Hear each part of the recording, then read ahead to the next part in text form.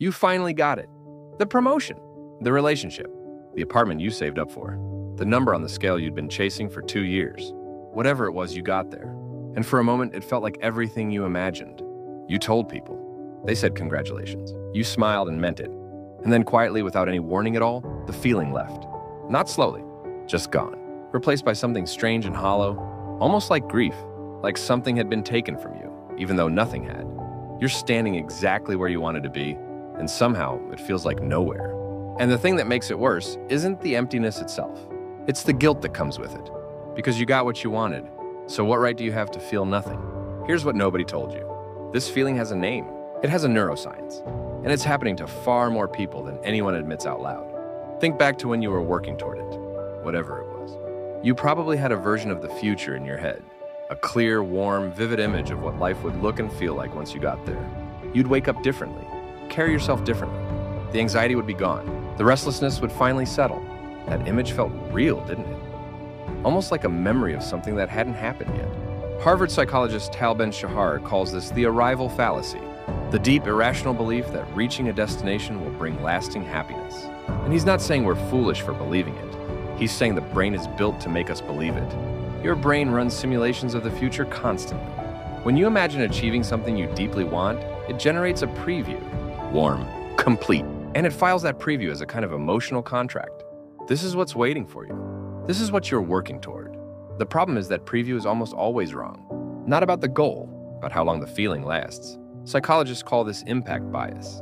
We are consistently, predictably terrible at estimating how good things will make us feel and for how long. We think the feeling will last weeks. It lasts days, sometimes hours. And then the brain recalibrates, the preview disappears, and we're left standing in a life that looks exactly like what we wanted, wondering why it doesn't feel like it. Here's the part that changes everything. Dopamine, the chemical everyone talks about, the one people associate with pleasure and reward. It has been misunderstood for decades. Dopamine is not the feeling of having something good. It's the feeling of moving towards something good. The anticipation, the pursuit, the almost. Neuroscientist Kent Berridge at the University of Michigan spent years separating two systems in the brain. One that generates wanting, one that generates liking. And he found something that should probably be taught in schools. The wanting system is loud, urgent, relentless. The closer you get to a goal, the harder it fires. The anticipation itself becomes a kind of high. The brain, chasing its own chemistry, keeps reaching forward. And then you arrive. The wanting system goes quiet. The liking system takes over. And it turns out the liking system is softer, slower, much harder to sustain. It was never designed to match the intensity of the chase. This is why the weeks before a vacation can feel more exciting than the vacation itself. Why falling for someone can feel more electric than the settled relationship that follows. Why finishing a goal can feel strangely flat compared to working toward it. Your brain is not malfunctioning. It was built for a world where things were hard to get, where the hunt mattered more than the meal. It was built to keep moving, keep wanting, keep reaching. The problem is you live in a world where you can actually get things, and no one told your dopamine system what to do when the hunt ends. Let's say you do feel it, real, genuine satisfaction after achieving something. The warmth is there. You're grateful. It's good. There's still a second mechanism working against you, quietly, efficiently, without your consent. It's called hedonic adaptation, and it is the brain's most reliable feature. Whatever changes in your life, positive or negative, the brain absorbs it over time. The new apartment becomes the apartment. The raise becomes the salary. The extraordinary becomes the baseline. And then you stop feeling it, because your brain has decided it is no longer new information. It is simply the world now. Researchers studied lottery winners and found that within a year of winning, most reported happiness levels strikingly similar to where they'd been before. Not because they were ungrateful, not because the money didn't matter, but because the brain had already adapted, had already recalibrated around the new normal, and moved its attention elsewhere. This isn't a flaw, it's efficiency. A brain that stayed overwhelmed with gratitude for everything it already had would never have the space to notice problems, solve them, move forward. Adaptation keeps you functional. It just also happens to make sustained happiness structurally impossible. Not sometimes, always, for everyone. This is not about you. This is the hardware. There's something underneath the emptiness that's harder to see, something that isn't about chemistry at all. For however long you were working toward this thing, it was part of how you understood yourself. You were the person working toward this, the person who wants this, the person who isn't there yet but is getting closer. That goal wasn't just an objective. It was a story, a direction, a way of knowing who you were and where you were going. And when you arrive, that story ends. Psychologists call this the self-concept gap, the sudden absence of a defining narrative. The goal that organized your sense of identity is gone, and nothing has replaced it yet. So for a period, often right after achieving something significant, you feel strangely formless, like you don't quite know who you are without the wanting. This is especially common after major milestones: graduating, getting the promotion, finishing the project you spent years on. People expect to feel free. Instead, they feel unmoored. It's not ingratitude. It's not depression, necessarily. It's the specific disorientation of losing the story you were living inside. Your sense of self needs a forward direction to feel coherent. And for a moment after arrival, that direction is just gone.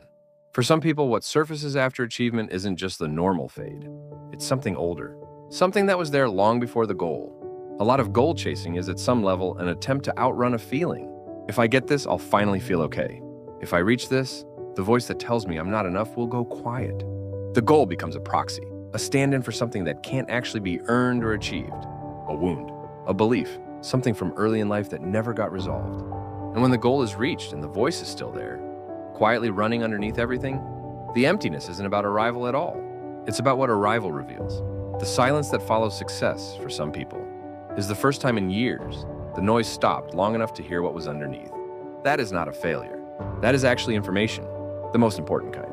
Because it means what you were really searching for was never at the destination, which means, strangely, it might actually be within reach. It just requires a completely different kind of looking. So if achievement doesn't sustain it, and adaptation takes it away regardless, and the brain was built to want more than to have, what actually works? The research points in a consistent direction: process over outcome. Studies on long-term well-being show that people who find meaning and satisfaction in engagement with what they're doing, not in the results of what they've done, report significantly higher and more stable levels of fulfillment. Not because they stop caring about outcomes, but because they've placed the reward inside the doing itself, where adaptation can't reach it as easily, because it keeps changing. Psychologist Mihaly Csikszentmihalyi spent decades studying what he called flow, the state of complete absorption in a challenging task, where the sense of time dissolves and the work becomes its own reward. His research found that people in flow states reported some of the highest levels of subjective well-being ever recorded. Not from reaching something, from being fully inside the doing of something. Connection matters too. Not achievement shared with others, but genuine presence with others. Being known, knowing someone else. Relationships that exist outside the context of your success or failure. And then, perhaps most quietly important, learning to sit with the emptiness, rather than immediately replacing it with the next goal. Because the emptiness, when you stop running from it, often turns out to be less terrifying than expected. And sometimes it points toward the thing that was missing all along. We spend years working toward things. We picture the moment of arrival constantly. We're told that's what drive looks like. That's ambition. That's progress. And in many ways it is. But no one teaches us what to do when we get there.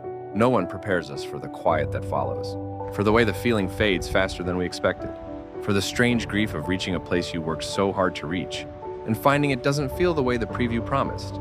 Feeling empty after getting what you wanted doesn't mean the goal was wrong. It doesn't mean you're ungrateful or broken or incapable of happiness. It means you're human. It means your brain is doing exactly what it was built to do. Moving forward, looking for the next edge of growth, refusing to stay still. The feeling doesn't mean you failed. It means you arrived. And arrival, it turns out, is just the beginning of figuring out what you actually wanted. If you felt this after something you worked hard for, something you thought would finally be enough, drop it in the comments. Because this might be the most universal feeling that nobody talks about. And the more honestly we talk about it, the less alone any of us have to feel inside it.